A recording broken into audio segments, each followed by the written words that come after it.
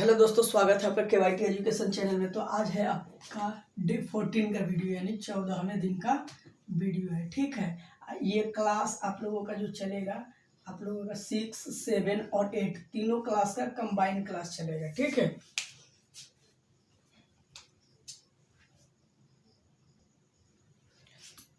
तो आज आप लोगों का रूटीन के अनुसार यहाँ पे हिंदी है। ठीक है, तो आज हम पढ़ेंगे हिंदी।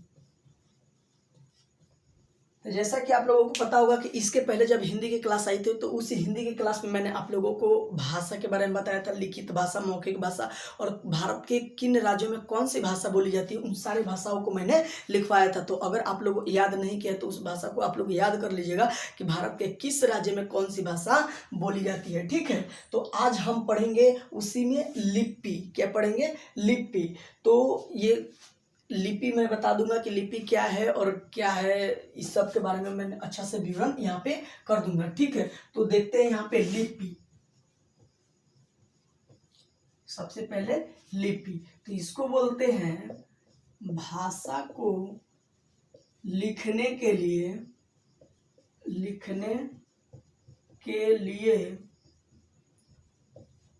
जिन चिन्हों का प्रयोग किया जाता है, जिन चिन्हों का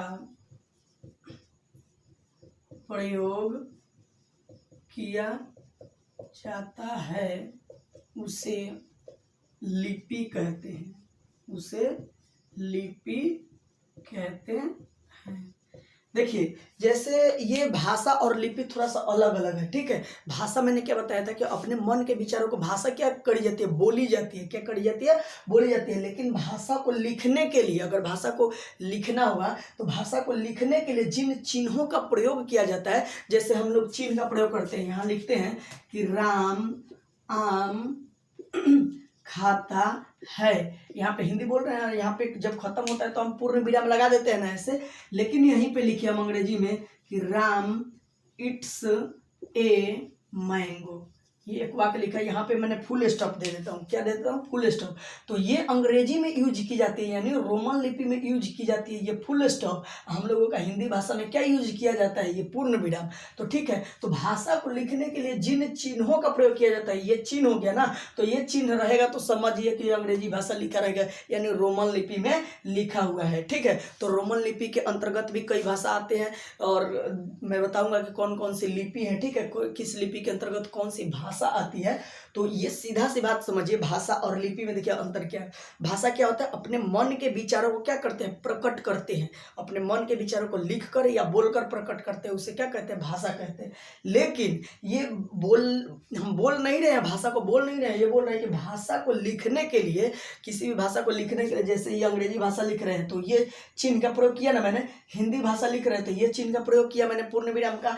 तो भाषा को लिखने के लिए जिन चिन्हों का प्रयोग किया जाता है उसे क्या कहा जाता है? लिपि कहा जाता है। क्या कहा जाता है? उसे लिपि कहा जाता है। तो काफी आसान शब्दों में इसका डेफिनेशन मैंने लिखवाया है कि भाषा को लिखने के लिए क्या है? भाषा को लिखने के लिए जिन चिन्हों का प्रयोग किया जाता है उसे क्या कहते हैं?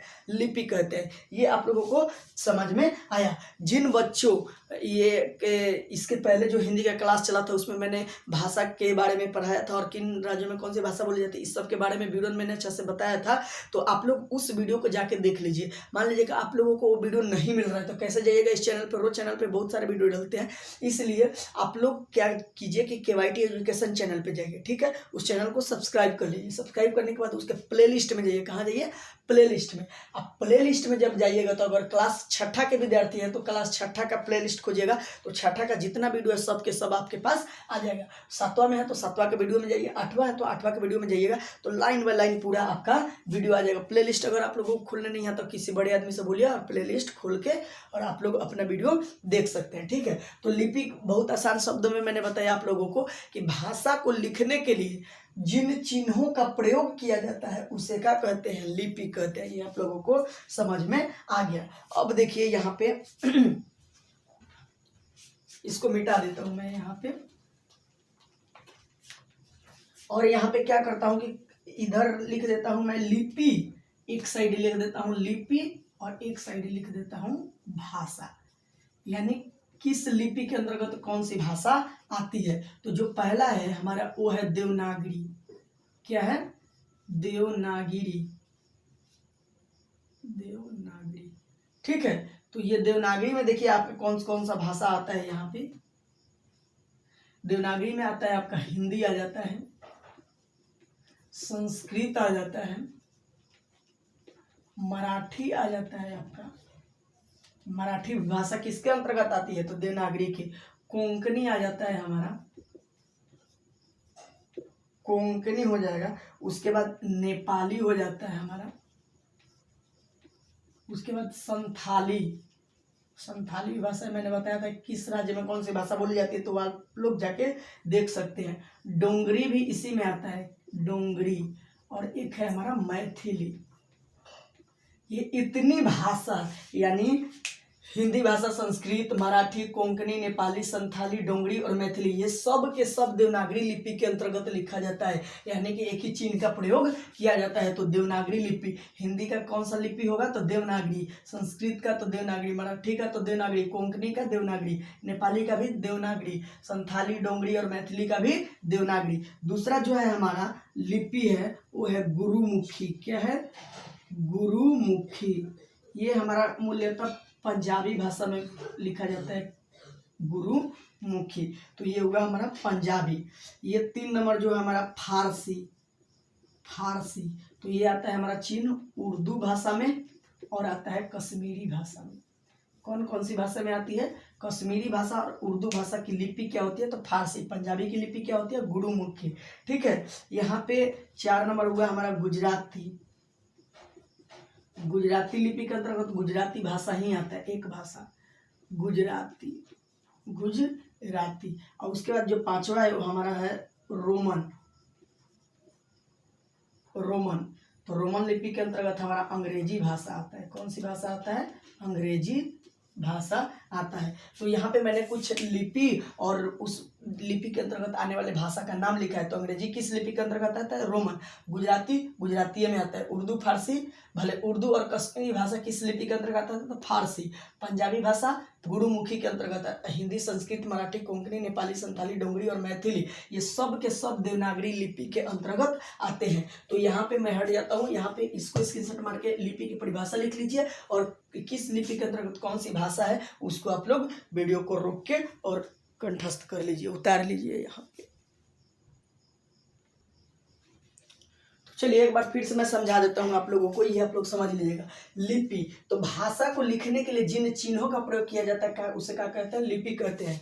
अब ये लिपि जो मैंने लिखवा है उस कौन सी भाषा किस लिपि के अंतर्गत आती है, तो हिंदी भाषा किसके अंतर्गत आती है, देवनागरी। संस्कृत, मराठी, कोंकणी, नेपाली, संथाली, डोंगरी और मैथिली भाषा, ये सब के सब किस लिपि के अंतर्गत आते हैं, देवनागरी लिपि में।